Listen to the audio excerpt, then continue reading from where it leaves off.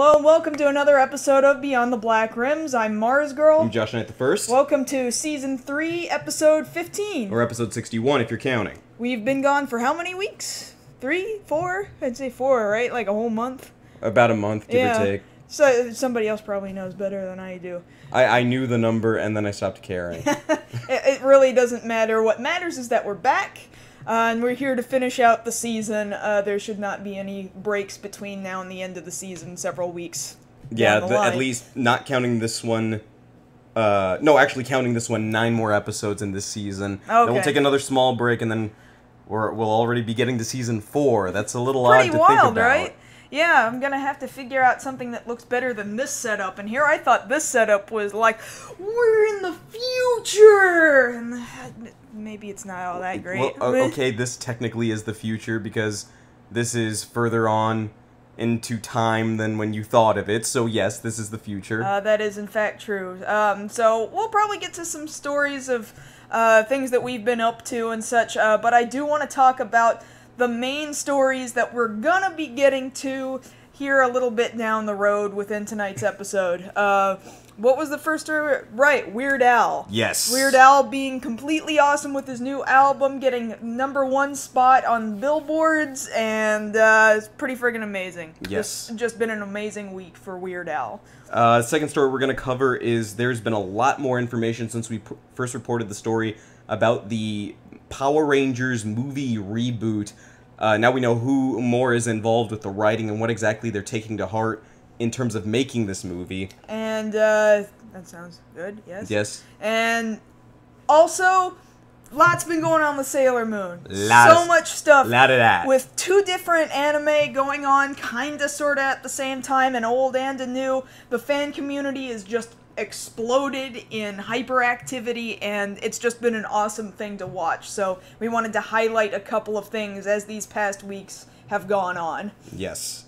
But before we get into all that, what's going on? Well, I guess the cat's out of the bag. We got married. What?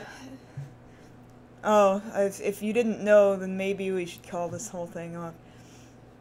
Nah, that's cool. That's cool. Okay, so long as you're I'll cool live with with it. it. It's So long alright. as you're cool with it. We've almost been married a month now, in fact. Yep. And that was awesome. Our trip included our honeymoon included a trip across the country, sampling ribs. Delicious ribs. At many, Good many, Lord, I miss that flavor. many different barbecue joints across the God. country, all featured on Food Network, specifically at diners, drive-ins, and dives.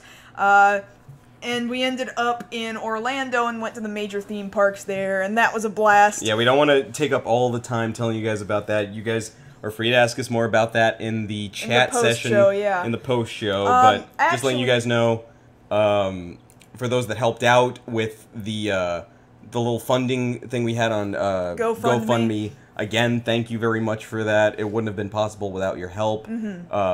Much thank goes out to everybody. But aside from that, we've got a little bit more current stuff to report. Although before we get to that, I want to make one last mention too before we actually get to news stories. This show and many other shows like it would not be possible if not for the fantastic assistance from our patrons over at Patreon. You might notice a few new names down in the bottom in the ticker, and since for the most part I can't necessarily remember who was old and who was new because it was so long since I last read off the names, I'm just going to read the whole list of $10 and up patrons from this point on. We've got Alex Myers, Sean Brennan, Sean Salisbury, Brenda C., Gomer, Oliver, and Luis Valenzuela. So thank you so much, you guys, and everybody else at the $5 and lower level who you guys get to see videos before anybody else does. Speaking of which, there's a new video that just got put out. That is true. Just the other day, we released our part 1 of Adaptation Terrors of the Guyver. This was the 1992 American live-action adaptation of the Guyver, the Bio-Boosted Armor, the manga and anime that, of course, had previously come before. And yeah, it had been reviewed by sage and nostalgia critic before. Right. I hope you guys will check ours out, because as funny as theirs was, ours is a completely different approach to this movie, as we go into a lot of backstory behind the development of this movie, as well as just the roots of what the Guyver is and where the story came from. And a lot more in-depth look as to, yeah, it's a bad movie, most people agree on that, but we try to dissect a little bit more why it's a bad movie, which is kind of why it ended up being in 2 parts like it is. Yeah, the original idea was not for it to be a 2-parter, but it's all filmed, thankfully, so it shouldn't take much longer for me to just lay the imagery down on top of what we were saying. So that's the news going on with us. So what are some follow-up stories since we've been gone? We missed so much. Well, there's a lot, and granted, we only have an hour each week to talk with you guys, give or take, so there's only so much we can talk about. This is just the cream of the crop for the time being. That's not to say there's a lot of other stories or things we'll get to maybe next week or talk about in the chat afterwards. But the first thing, to address it ahead of time, yes, we are aware San Diego Comic-Con started today. There's no way we were going to get out there. We wish we were there, but we're not. Who doesn't wish they were there that is not there? So just to cover that blanket statement, most things Comic-Con will be covered in next week's show. Right. So if you're watching this on YouTube, for example, yeah, you're watching it during Comic-Con, and we didn't know the information that you know now. So sorry, my bad. But we'll try and get to some things that were put out there ahead of time, such as we had our first look at official pictures from Avengers Age of Ultron. You know, we had our first look at what Ultron looks like now. Captain America, Iron Man, everybody on the set. This new suit for Tony looks about the same as all the other ones. Hopefully this will be less made of paper than his suits in Iron Man 3. That shouldn't be too much of a problem. They still haven't shown what Vision looks like yet, but for the most part they're keeping a consistent look with everybody. I like Cap's new suit. It's kind of a good blend of the old and the new there. A lot more of that will probably get released, like we said, with Comic-Con going on, so we'll have more to talk about probably next week on that. Kind of piggybacking off the Avengers, Thor's an Avenger, but Marvel has recently made an interesting decision that involves Thor now being female. This is official to the comics. They said this isn't some femme Thor or something that can be temporarily undone, even though... Thorina. Thorina or Thorette. No, this is Thor, who happens to be female. It's still Thor, still all the powers and whatnot. I don't necessarily like that, oh, she's female, so we gave her that armor that shows her midriff. What are you gonna do? But... I like what... Make her a woman that wears the same clothes, maybe? I don't know. Well, they've got to distinguish her somehow, but I like what somebody brought up. Yeah, the distinguishing feature is that she has breasts. Why is that so difficult? Well, no, the thing I want to get to is the fact that Marvel was bought by Disney. Thor is royalty as... Well, I guess she now is the daughter of Odin, thereby effectively... This decision by Marvel has made Thor a Disney princess. Oh, I see you read that Tumblr post too. Yeah, I was about to bring up that I read that online. Okay. I'm not trying to call that as my own. I'm just saying it's a good joke that needs to be shared. And of course, that wasn't the other... there was another major announcement that Sam Wilson, the Falcon in the comics, has now taken on the role of Captain America there in the comics, making him the first African-American Captain America, but also effectively making him Captain Falcon. Captain America Falcon? Yes. We'll work with it. Yeah, we're getting around that. And then just to kind of round out stuff, we know there's going to be a lot of news coming up about not quite Justice League. I'm sorry, Batman v Superman: Dawn of Not quite Justice League. Well, as it is, there was that massive list of, hey, we're Marvel, here's all the movies that we're going to be making for the next such and number of years. 7-8 years, yeah. So, they're going to have to really pull some heavy weight out this weekend. Well, just today, actually a few hours before the show, we got a new look at Ben Affleck in the cowl of Batman here, and I'll go ahead and put that in the chat for you guys to look at here. Personally, I think it's great. Here we have our first confirmation that we're dealing with a two-tone bat suit. Mm-hmm. When you zoom in on it, I really like the texturing they're doing here on the cowl. It's kind of almost leather-like, and I like that as opposed to looking like, oh, this guy had access to plastic molds and vinyl. He's obviously like got crazy armoring that only a rich man would have had. Right, but even more so, it's the fact that I never thought I'd say this. I appreciate Ben Affleck's jaw in the mask here. Like, he looks... No, I actually think he is more like of appropriate build in the face completely. Yeah, he looks more like how they're trying to go for this Frank Miller-esque Batman, and I think they're managing to capture that here. Yeah, of course, I'd agree with that. We're still waiting for a full body picture in color, but, you know, don't let that throw you off. And the other thing, and it's a minor thing, there's a rumor going around that somebody somewhere talked to somebody who saw something that Doomsday, the enemy that killed Superman, will be in the movie. And do they really not think they're throwing in too much? Well, I doubt the credibility to begin with, because at this point anything's game until they say something official. It's all just like, as it is, I feel like they're spread too thin. Yeah, as it is. But if it were true, how is that gonna work? Because if you've got Batman there and Wonder Woman, I guess you've got them there to mourn Superman, but then he can't stay dead, and then you're going to ignore all this other history around him being dead and all the reign of the Superman storyline. Like, you know what? I can't handle this. No, I can't. I'm just going to wait. We're just going to wait it out and see what's official and what's not. Because for right now, all we got is one full body picture of Superman and Batman's head. That's all we've got.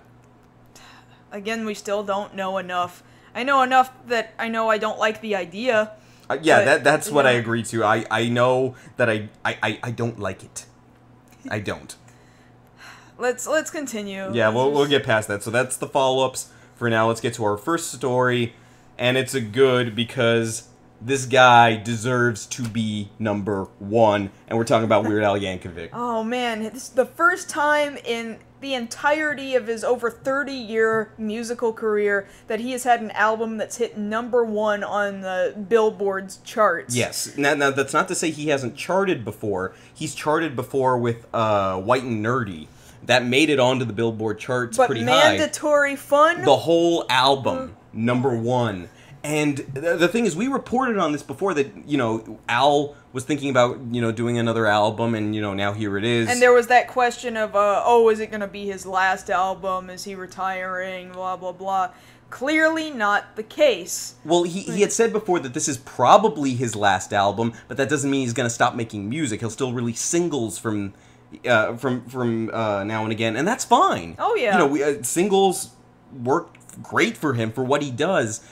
And I remember when we talked about it before, we talked about, can he stand up to the modern YouTube age? And the answer is yes. He has proved that, because not only does he just have a #1 album, it's the fact that he did so doing this thing where he released for 8 days straight a new music video every day from tracks from his album. And it wasn't just that he was releasing them daily. What was also brilliant about it was that he wasn't releasing in the same place twice. Exactly. There were a couple videos that ended up on YouTube. Eventually. But they were on different YouTube channels, like College Humor had one, and I don't remember what other, I guess it was his personal Vevo channel that had one of them, but then Yahoo got one. Funny or Die. Funny or Die got one. Again, they just all went to different locations, which made them exclusive to those channels, and that's brilliant cross-promotion. He managed to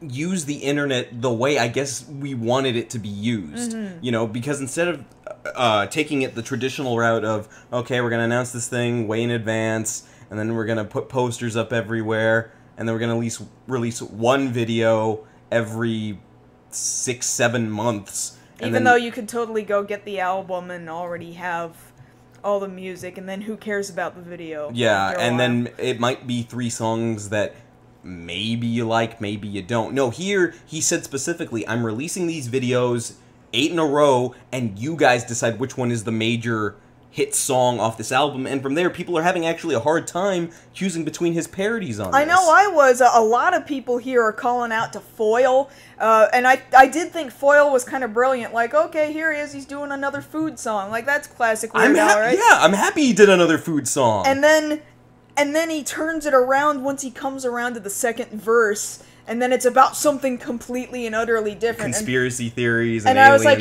he's going toward tinfoil hat, isn't he? And he did. And then he did. And then he did, and I was like, I want to high-five that man. But you want to talk about... I will never meet this man in my entire life. Hey, maybe we'll get lucky one of these days. And the thing, you want to talk about high-fiving him for that, I want to high-five him for word crimes.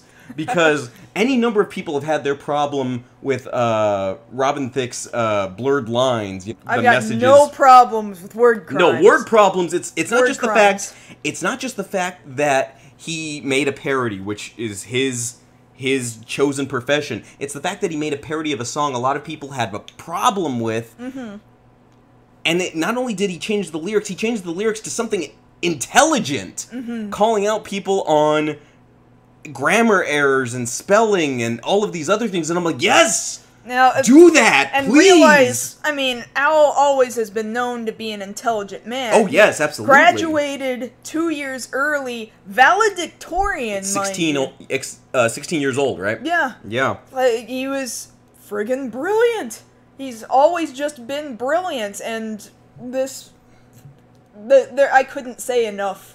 Actually, Al's version, his parody of Fancy, Handy, for some reason that one has gotten stuck in my head the most out of any of his parodies. It's the thing about it, because admittedly, we're not the biggest pop culture people here, but you have the radio on in the car and you hear these songs ad nauseum. They play them like 4 or 5 times a day, usually only so far apart, and the beats, the backing tracks get stuck in your head, but you don't care for the lyrics. Now you've got Al's versions. So now you feel better about singing along to Foil or Tacky as well. Tacky, he gets his version, all of his comedian friends, Jack Black, Margaret Cho, all of these other people in there, Aisha Tyler. And it's just as funny. And he's had these television appearances this past week, too. Oh, yeah, he was on... which has also been brilliant promotion, and he performed Tacky live on Conan. And then made an appearance on At Midnight a couple nights ago. Well, the thing is, it wasn't his first appearance on At Midnight. No, of course it wasn't, but it's like, how are you not going to have Weird Al on during his big promotional week for Mandatory Fun? And the thing about it is, even before that, people love him on that show. The audience and the Chris Hardwick was there. What was the last time we saw him on there? He and another, I forget which panelist it was, sang a good chunk of I Lost on Jeopardy to him. And you could see the delight on his face of, wow, I made that song so long ago, and these people are reciting it to me as hard as they possibly can, and the audience applauds thunderously, and you see the effect he's had. Like, this guy transitions time. 30 years, he said it himself, there was a quote. Transcends time. Yeah, because he said, I've just been doing the same thing I've been doing for 30 years, and finally it paid off. That's beautiful. Yeah. That's beautiful that he was able to do this and not change style, really, but that's what he does. He changes style to whatever he's parodying. Well, what do you think of the original tracks on Mandatory Fun thus far? The original tracks, like, what was the one, First World Problems was one, Sports Song was one. Sports Song... Sports Song was pretty catchy. Sports Song will probably end up actually being used in real stadiums probably within the next 3 months. That's my call. Yeah, within this next sports semester season. Yeah, I it's going to get used. You're going to see it in promos, in high schools, people having pep rallies, we're great, we're great, and you suck. You suck. We're great. We're great. And you suck. And you suck. And yeah, it's going to take off from there. And then what was the one, the last one he just released the video for. Why can't I think of it? I can't think of the title of it either, but the one that was all nothing but business gibberish. Yeah, buzzwords and stuff you would hear at meetings, like... Like, to me, it wasn't funny, but it was like, wow, it's so smart. Well, yeah, it's the fact that that kind of jargon, if you work in retail or business or anything of that nature, you've heard those words get thrown around, and they don't mean anything, hardly. Yeah. But he makes that and turns it all into a song, and yeah, just the way it was put together is really catchy. Mm-hmm. Not just the lyrics, but more or less the song itself, the composition is really what I'm complimenting there. And of course, you know, people bring up his "Now That's What I Call Polka." His take on all of those songs, like, I would have listened to the whole song if he was the one doing it. Like, I don't care for, you know, Miley Cyrus or Taylor Swift all that much, but his version I would listen to. I would have listened to 4 minutes of him doing Get Lucky. Like, at that moment, I kind of wanted to listen to all of his previous pop polka arrangements. The polka parties and things like that. All those polka parties, kind of back to back. I really wanted to back them after I listened to it. Oh yeah, absolutely. And then I really kind of wasn't feeling Lame Claim to Fame. It was kind of there. And then the other one, I thought the song itself was just kind of there, was First World Problems, but the video to me was... No, the video cements that. That's what I like the most about that song, is the video selling it that, yeah, these are first world problems. Because Al's character that he's playing within that music video is, like, so legitimately angry. No, you either know that guy or you are that guy. You know, who's dealing with, I had to buy something extra to get free shipping. That I didn't need in order to get free shipping on Amazon, yeah. But the faces that he's making, the way he can make this perfect, like, upside down U with his mouth, and, like, I was really scared of him as he's flailing and beating up his refrigerator. Like, I was terrified. The thing is, that too, you think about the videos and the performances, he has still got such energy when he goes out there, you know, flailing around like he does, and he flails just the same as he did 10, 20 years ago. Yeah, we went over to a friend's house a few days back, and Conan was on at that time. Right, his performance of Tachyon there. And our friend was going, man, how old is Al now? He doesn't look any different from how he's looked in the last, like, 10, 15 years. Like, we were The man is 54. And he's moving like that. Like, you would swear he's in his 40s. But he's got energy like he's in his 30s and 20s, and he does it every day. And I hope we keep him around for as long as possible. I said it on Tumblr, I'll say it again, long live Weird Al. Let the man work. And now there's the standing up. Which goes along with him in the mandatory fun. There you go. Yes, so if you guys have a chance, if you haven't already, it's up on iTunes, it's up on Amazon Go. Amazon's got a good deal on it, They had a good deal, it's over now. Oh, is it over? Yeah. No! Yeah, at the end of last week, it was $5.99 for the whole album, which would have been cheaper than buying 4 or 5 tracks there. Right. I think it's gone back up since then, but even then, it's completely worth it.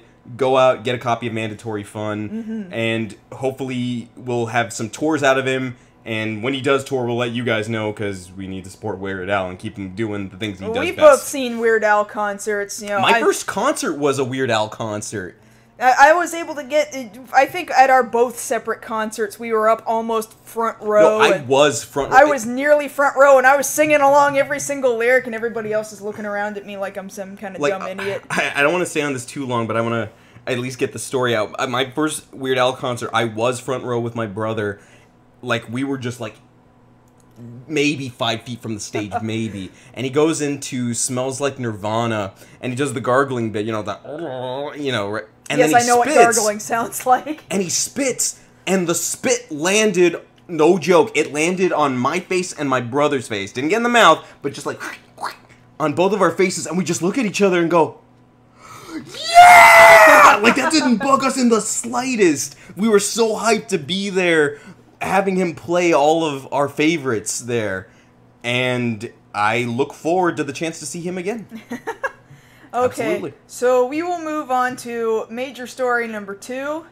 Yes, major story number 2 being we've got a lot more information now about the Mighty Morphin Power Rangers movie reboot that has been apparently in the works now with Lionsgate and Saban. The way that they're using their vocabulary, reboot perhaps isn't the proper term? Right, that's what we're not sure of here. Now, Robert Orci, who people know from screenwriting for Star Trek and The Amazing Spider-Man, is writing for this movie. So the first thing you think is, what?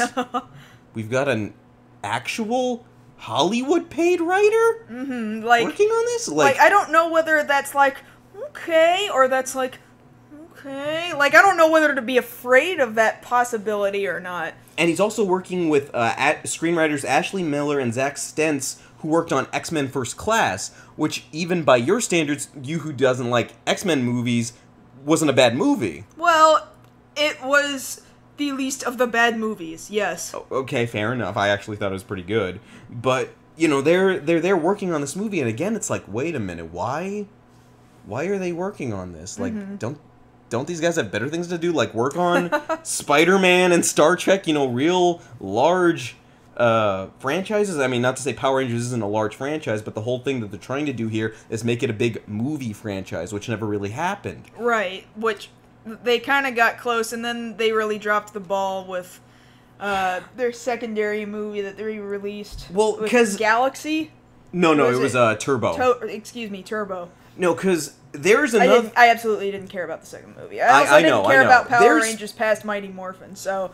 There's enough to talk about with all the balls that were dropped on Mighty Morphin Power Rangers the movie and Turbo Power Rangers movie to make that its own thing. And so we'll try not to get into that. Right. Focusing on this, IGN caught up with Orci just a few days ago, and he gave a little bit of background on what they're having to do to get prepared for this. And I read off of superherohype.com right here.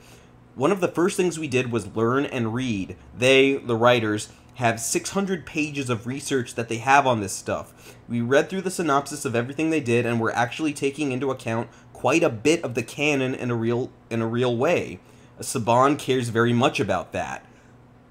I'm sitting here going, what Saban do you know? Yeah, like, are we talking about the same guy here? Because, like, if he's got 600 pages of, like, Power Rangers canon... Which expand 20 years. When was the last time he paid attention to it? Because... Because obviously with Super Megaforce, you guys have heard us rant about that. They're not paying attention to canon with Super Megaforce. Let's get that straight right now. And then you're going to tell me Saban cares very much about the canon as it refers to this movie. He goes on to say he had to go to Saban's house in person and tell him, listen, I'm your man, our writers, these are your guys, we promise we won't ruin your franchise. And then Saban tells him, it's very important to me because kids all over the world know what the Power Rangers are, so you can't just come in here and walk all over it. It better be consistent with what I'm doing. And I said, yes, sir. To which I say, okay, that's one of two things. That's either lip service of consistent, hell no, we gotta actually make money off this thing, or he's actually going to be consistent and it's gonna kind of suck. Well, yeah, because it's gonna be like, yes, sir, Mr. Saban, anything you say, Mr. Haim Saban, like, because this guy, what has been said about how much money he has? He's got so much money that he said that he has made so much money off Power Rangers that his kids, his grandkids, and his grandkids' kids will never have to work a day in their lives. And I believe that. There's enough marketing done about Power Rangers for those numbers to be accurate. Which says to me that Saban could be like, this doesn't fit my picture of what Power Rangers should be. Gentlemen, remove this man. Hire a new director and producer. Yeah, in fact, I will perform both of those roles. Like, I don't know about that, but the biggest thing that we're pointing out here is in the interview, Orci, and I quote, says, this movie has a continuity within the world. He can't say what yet, but it does have continuity. To which I'm thinking, what?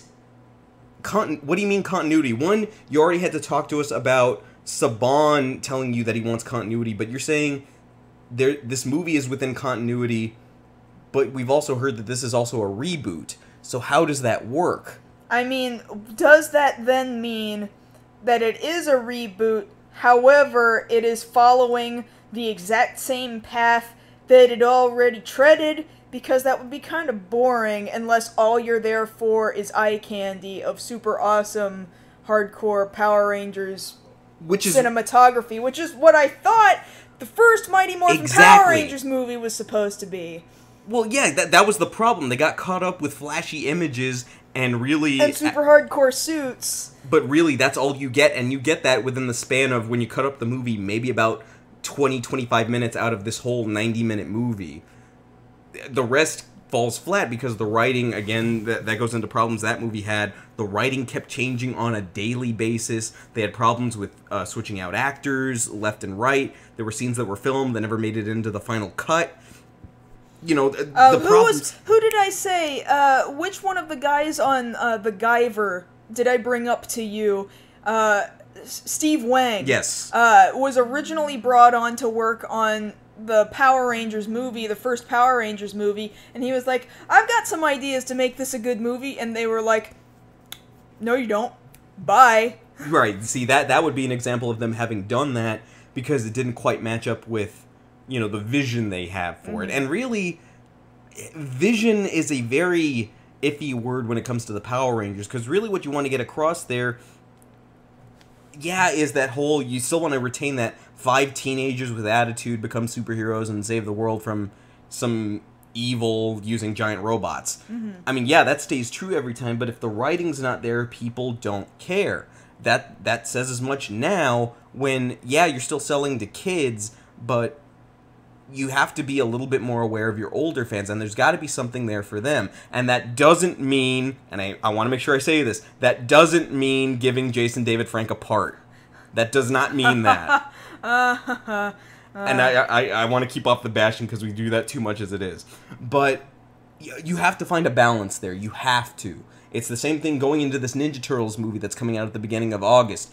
As much as you're selling to kids, you don't want to alienate the audience that paid before because now they have disposable income. Well, yeah, because you have to realize that there's already going to be a pre-built audience based solely off nostalgia. Exactly. And then they're going to be, either they're going to be like, I want to see what it's like now, or they're going to be like, I want to introduce my kids to it since this is what I had. Exactly, exactly. And those people, you know, if you have preview screenings or whatnot, they're going to be the ones, now that we live in this social media age, that are going to get on Facebook, get on Twitter, and warn people, hey, I went before you guys did, don't go. Because that happens now. People will rally together and either make a movie fail or bring a movie back up to be break even. Like Pacific Rim's an example of that. Everybody went out to go see Grown Ups 2 that weekend, and people on the internet rallied together, go see Pacific Rim, it was good, it was good. And it made enough to where now we're talking about a sequel. And about an animated series. Yes, and all of this other stuff, which is, you know, beautiful to see. But speaking of all that Saban is capable of, either letting them have at it and actually work with continuity to where it makes sense, or completely destroying all hope with that.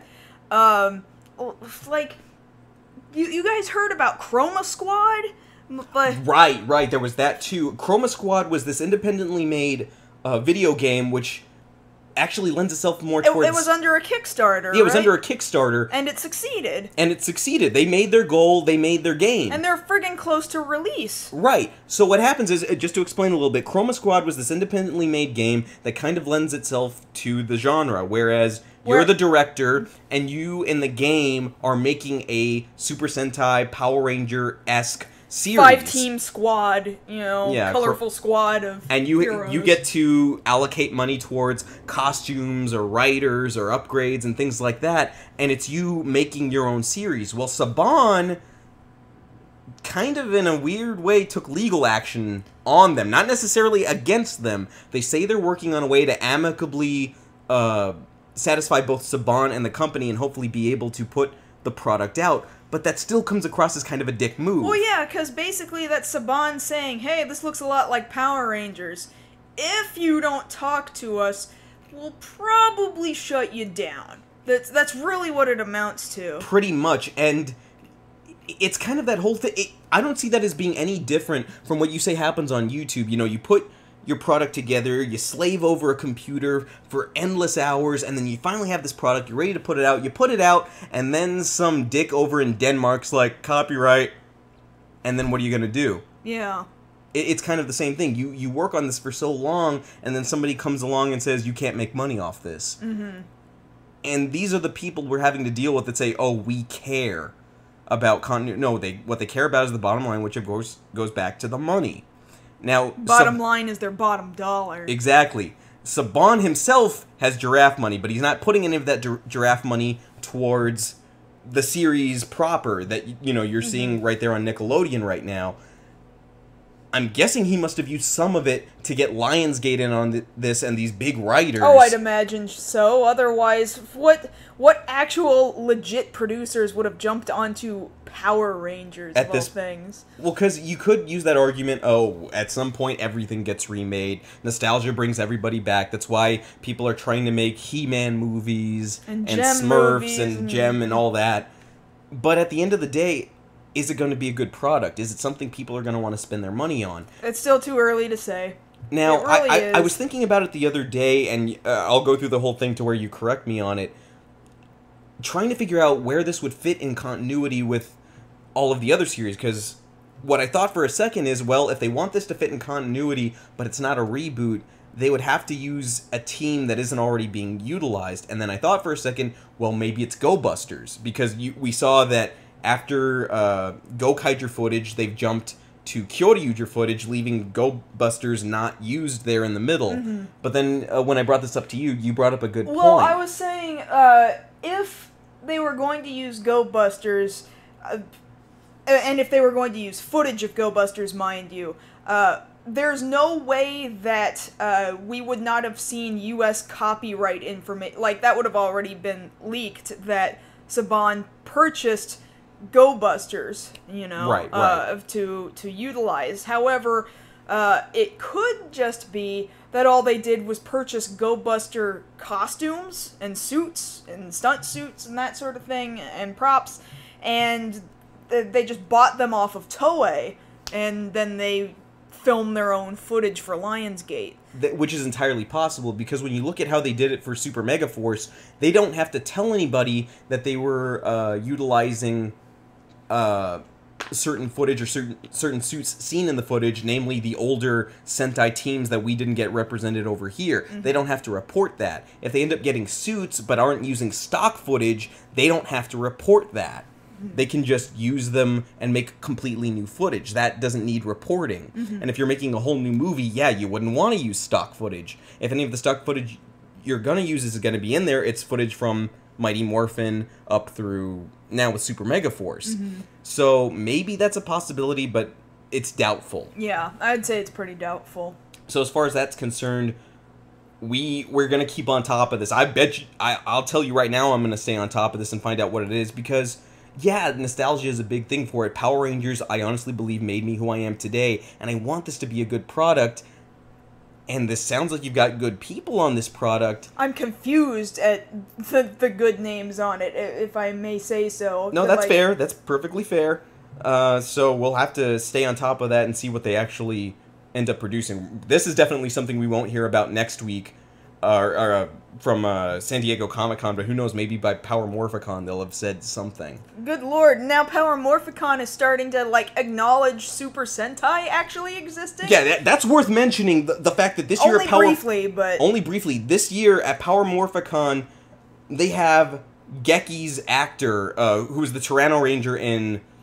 the Red Ranger that you would see in Mighty Morphin Power Rangers, originally coming from Zoo Ranger. He's the Japanese Red Ranger. Yes.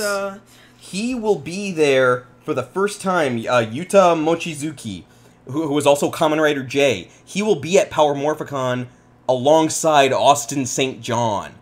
Jason, the Red Ranger, who we know over here, wearing the same suit. Two Reds meeting. Two of the same red, essentially. That is mind-blowing. And if I had firstborn children, I would sell them to get tickets. It's like two Captain Falcons doing a Falcon Punch. Basically, yeah. If that tells you how bad I want to be there. Please send all your donations to... No, I'm stop. kidding. I'm kidding. Stop. But yes, we'll tell you guys more about that as that story breaks. And that's a picture. Yeah, we'll use that picture. Yeah, fighting evil by moonlight, winning love by moonlight, doing other stuff by moonlight. I'm a chick named... How's it go? You know what? Maybe you're not the best person to be talking about this story. Okay, you talk about it. Do it. So, okay, alright, let's do this. Here we go. We talked quite a bit at length about Sailor Moon and how freaking amazing it was that Viz covered the rights to everything Sailor Moon possible. Right. Everything. Okay, so just to kind of briefly recap as quickly as I possibly can, they got the rights back finally after more than 10 years of it just being lost to the original Sailor Moon animated series, and they're releasing it on DVD and Blu-ray, completely uncut, subtitled, completely redubbed. This also includes the Sailor Stars season, which never ever got released over here in the United States. Not to mention they picked up Sailor Moon Crystal for distribution, for at least for streaming and subtitles. So they're streaming Sailor Moon Crystal along with other websites. Are streaming it every 2 weeks. They're streaming 2 episodes of old Sailor Moon, 1992 Sailor Moon, every week, every Monday, and we've been getting bits and pieces of this redub leaked out by Viz themselves every so often, and I'm looking forward to hearing it. I guess briefly for a second we can talk about Crystal, since over the last 2 weeks the first 2 episodes have been aired, and people of course are going nuts that this is out there now, this new footage with new animation covering a lot of ground very quickly with the Sailor Moon story. You have your pick of whichever one you prefer, whether it be the original 92, right? 92 series or this 2014 series. I can say definitely probably from not just nostalgia, but now having my first exposure to the Japanese language track, I prefer the 92 version. Mm-hmm. There's just a life there that gets captured in these more I don't want to say retro style, but you know, it's not computer animation, you know, it's pencils. It's people putting their heart and soul into pen and paper and drawing these characters, bringing them to life. There's something to appreciate about that. I think what I further appreciate is that it feels like the characters in the 1992 series actually behave like people with actual emotions somewhere behind their soulless eyes. I say soulless referring more to Crystal, if I'm to be honest. You know, I think Crystal looks gorgeous. It does. It looks There's no argument gorgeous. About that. And it is hitting all of the check boxes as to all the things that Sailor Moon is supposed to do. Oh, I'm supposed to wake up late. I'm supposed to cry. I'm supposed to find this cat and remove a Band-Aid. I'm supposed to run into Tuxedo Mask in this very specific way and throw my really bad homework assignment at his head. Like, it's all these things, like, yeah, they're accurate. Yeah, that's manga accurate, just like you told us. It's manga accurate, and it's done its job in that it's like, you know, this much closer to manga accuracy than the 1992 series was. However, at the same time, it is like so staunchly the same, like the 2 series parallel one another like nobody's business. It's kind of soulless and boring. Like I said, it was going down a checklist. Like, yeah, we fulfilled these things that she's supposed to do, but where's the heart in having I really have to it? compare it in contrast to say something like the difference between Full Metal Alchemist and Full Metal Alchemist Brotherhood. Whereas the first couple of episodes pretty much tell the same story, Brotherhood tells that story in a very different way and different pacing. That way you can't say, oh, because that was one of my complaints, like, why are we having this so close together as opposed to far apart? And then you could see the difference, like, right? oh, okay, yeah, the animation looks kind of similar, pretty close, all things considered, but the storytelling is different enough to where I can say, oh, this is this and this is that. I can make a distinction. Here, the storytelling, like you're saying, is too close together. Yeah, I'm sure we'll finally get to a point where the differences are enough that you can see that this one is way more manga close and so not anime 92 close. Right. Perhaps somewhere down the line I'll be able to tell the difference and be like, no, it stands on its own just fine. However, after only 2 episodes, I'm just kind of like, I'm not really seeing the necessity for this having been remade. The necessity to re-release 1992 anime over here in the States? Pretty necessary, because it was lost. Nobody had it. It's kind of weird that you're selling the t-shirts over at Hot Topic with no DVDs to go along with it. Yeah, well, it's just that it had rooted itself so very much in our particular generation just by being on television.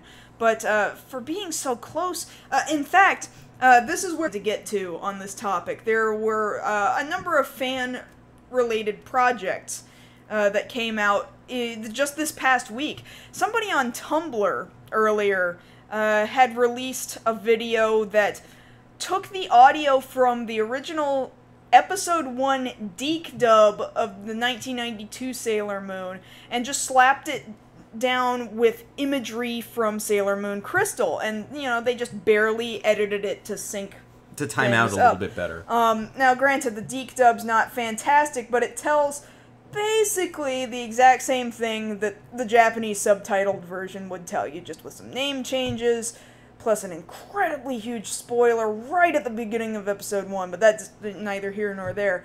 The point is, when you take the imagery from Crystal and you slap it down on top of 1992 Sailor Moon... The dub. The dub, even. Like, you could have done it with Episode 1 of the Japanese version, too. It was matching up so freakishly well, I was like, why am I watching 2 of the exact same product? Like, basically why am saying I the doing pacing this? is exactly the same. Almost, yeah. I was just kind of feeling like I basically watched Episode 1 twice, and I feel like I wasted half an hour, you know? Right. But then we get projects, again, getting to this this GIF that we have showing here. A bunch of independent artists got together, and over the course of 10 months from October of last year to, or actually from 2013 to just this past month, got together and made their own version in their particular art style of the episode Fractitious Frames from the original 92 anime.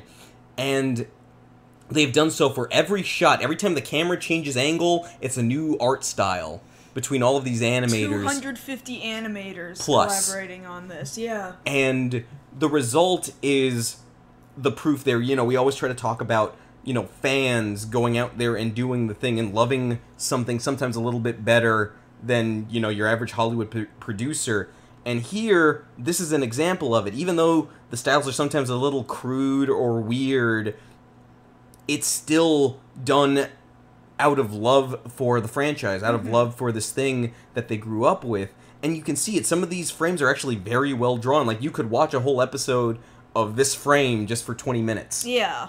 And they could do that. And these people have to have some skill to be able to do this. To be able to sit there and animate out frame after frame these characters. Even if it's not the character they like, they've got to sit there and do this. And if you guys have the opportunity, if you haven't watched it yet, I'll go ahead and put that link up in the chat. Yeah, it was really quite fascinating, even if you've already seen the original episode. It's just a fascinating thing to watch.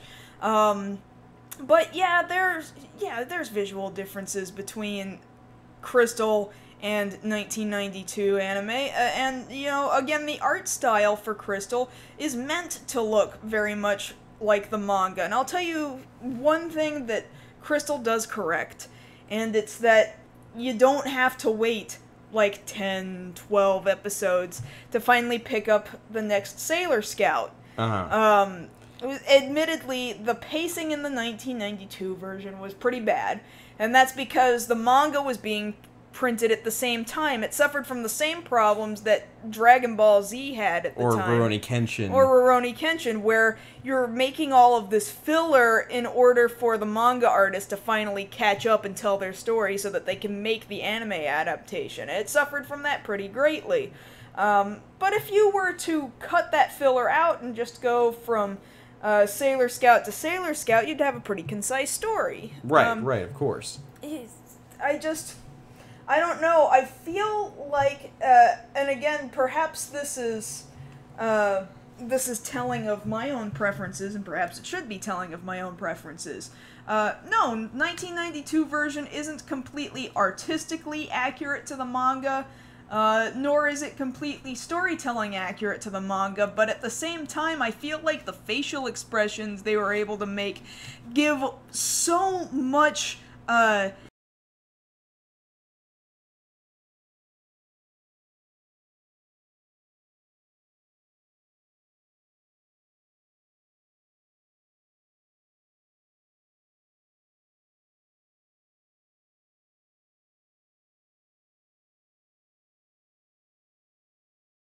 episode 1 of Crystal was that I could either 1 not see Usagi's face, or 2 her face wasn't really changing, or she would be talking and the camera would be on this much of her face rather than on her full torso, or the camera would be on someone else while she's talking. That way they don't have to animate her mouth and her face. That's true. Which bugged me. Yeah, it did feel like I was hearing something, but what I was looking at was yeah, pretty much. And for a really long time. And I guess that's part of it, the fact that makes me appreciate 92 Usagi more, where she's making all those goofy Tobey Maguire yeah, faces. And there's heart in that. You believe that she's this whiny 14-year-old teenager that sometimes becomes a superhero, and there's something about that carries across. Like, yeah, granted, your face can't make those kind of eyes and mouth in proportion, obviously not, but you get that feeling of what it would feel like to want to try and make those faces. Mm-hmm. That comes across, and I think that's why it's worth it to put that back out, because people resonate with that. Right. Absolutely. I would absolutely agree with that. And it is true, someone brings up the point of releasing a new version of an anime is to potentially create new fans. Although I read from somebody else that the idea of Sailor Moon, it worked for a certain time frame, where they, for the first time, were trying to mash up, pretty girls and a Sentai kind of an idea. And that idea is kind of old-fashioned now, and people have moved on to other kinds of magical girl that, somebody argued that this audience of this current generation doesn't necessarily get Sailor Moon. I don't know about that, because no matter how you look at it, either side of the shore, and this kind of goes back to something we were talking about previously, you're used to the idea of a team fighting evil one way or the other. That's why generationally we respond to it, whether it be the team in Thundercats, Voltron, Power Rangers, Sailor Moon. Mm-hmm. Over there, you've got Super Sentai, Madoka, whatever age range you're in, you're used to a team fighting evil. So I don't think you can just blanket it and say, oh, they just don't get it. Of course people get it. People get behind that. Hell, the Avengers is about a group of people fighting evil. Granted, they're not all female, but hey, we'd still watch that. It's not just that, it's that I think a lot of people find that all of the tropes in Sailor Moon have been done to death by this point. That it's an old school kind of storytelling style, it's an old kind of story, it's been seen all over the place, and people aren't buying it like it's brand new anymore. I'm saying new people getting introduced to it. That reminds me of an argument I had with my brother a lot about how he can't watch old movies because of certain things. Like, specifically, we talk about Citizen Kane. Mm-hmm. And he's like, I want to watch Citizen Kane, but I can't do it. I just can't, because I've seen it all before. And I tell him, you have to realize, when you watch that movie, you have to watch it from the mindset of it hadn't been done before. This is where it starts. Mm-hmm. This kind of camera work, this kind of storytelling. And when you say I can't watch it because I've seen it all before, you're saying that from a position of privilege because you're from a time where that has been used. It's kind of sort of a, respect the OG thing. Yeah, of course, but how many, age-centric kids understand that mentality of, oh, let me, turn off my I've seen all this before vision? Well, it depends on where you're coming from. That's what I'm saying. With a teenager and an adult, they're capable of doing that. When you're talking about a kid, they're not thinking they've seen it all before because they're a kid. They haven't seen it all before. Well, a lot of our generation, and maybe even younger, were kids when they originally saw Sailor Moon. Well, then simplify it and then just take it for the pretty art. That's pretty much what I have to do, is just take Crystal as being an absolutely gorgeous-looking version of Sailor Moon, although not especially my preference yet. And that's fine. Everybody's Thank you. That's fine. Everybody. Thank you, Josh. You're welcome, Kaylin. And that's what you get for trying to start that argument. Okay, we should wind this down and then get to our post-show and junk. Yeah, I guess we could do that. Yeah, we should probably do that, because we're getting to the end of the hour now. And I want to thank you guys for coming back out after we've been so long gone on our honeymoon hiatus.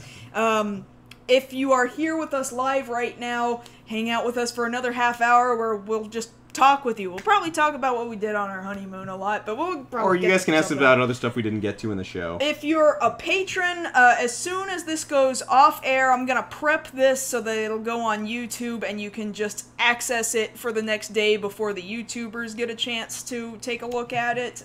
So that'll be good for you guys. Can't think of anything else that I need to specify right off the top of my head. Of course, we'll be back next week. Yeah, of course we'll be back next week. Same time. We'll let you guys know, of course, ahead of time what those topics are going to be. In the meantime, between now and next week, if you want to follow us on Twitter, you can. I'm at Josh Knight First. And I'm at Mars Girl.